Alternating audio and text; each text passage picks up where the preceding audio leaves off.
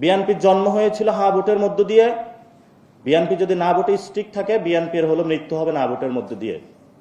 BNP এই consensus কমিশনের মধ্য দিয়ে আওয়ামী লীগকে নিয়ে আসার যে পায়তারা চালাচ্ছিল, বাংলাদেশের জনগণ সেই জায়গাটা ঠেকিয়ে দিয়েছে। তাদের উপর নতুন করে আরেকটা বর আবির্ভূত হয়েছে, সেটা হলো জাতীয় পার্টি। জাতীয় পার্টি এবং আওয়ামী লীগ প্রশ্নে আমরা কোনো ছাড় দিব না, কারণ তারা আমাদের পিঠের চামড়া তুলে নিয়েছিল। ওবায়দুল কাদের বলেছিল 5 লাখ লোক মারা যাবে, আমরা একটা লোকের গায়েও হাত দেই নাই। আমরা এখনো ধৈর্য ধারণ করতেছি, কিন্তু যদি বাধা দিতে আসেন, সেখানে কিন্তু চরম বাধা আমরা গড়ে তুলব।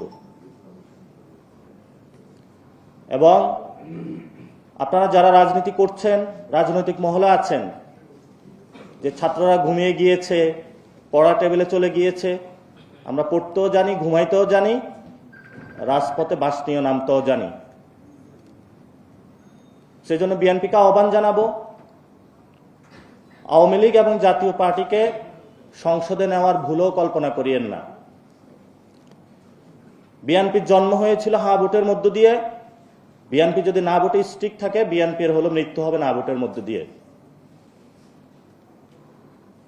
এই জন্য আমরা বলবো, বিএনপি একটি বড় দল, আপনারা না ভোটের মধ্য দিয়ে নিজেদের মৃত্যুর কবর রচনা করবেন না।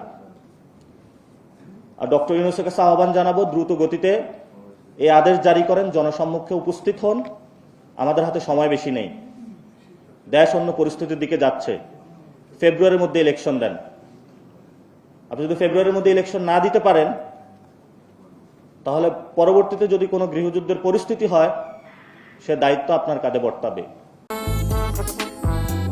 যদি চাও টেস্ট, স্বাদ টমেটো সসই বেস্ট। তো যারা উপদেষ্টাদের লক্ষ্য করে কথা শেষ করব, যারা 1 বছর আরাম কেদারায় বসে বসে ফ্যামিলি মেম্বারদের নিয়ে রাষ্ট্রের বিভিন্ন জায়গা থেকে টাকা লোপাট করেছেন, এখন সার্ভিস দিতে হবে। যথেষ্ট হয়েছে।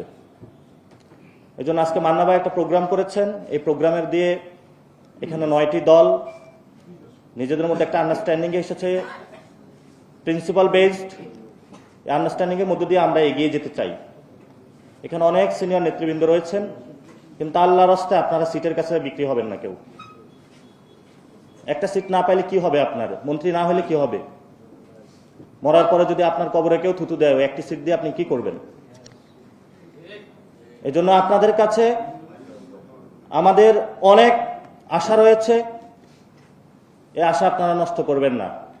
আমার প্রতি আপনাদের কষ্ট হবে, আমার প্রতি আপনাদের হতাশা আসবে, ব্যক্তিগত জায়গা থেকে বলি নাই, আপনাদের ভালোর জন্যই বলেছি। দোয়া রাখবেন, আশা করি ভবিষ্যতে ইনশাল্লাহ আবার আমাদের রাজপথে দেখা হবে।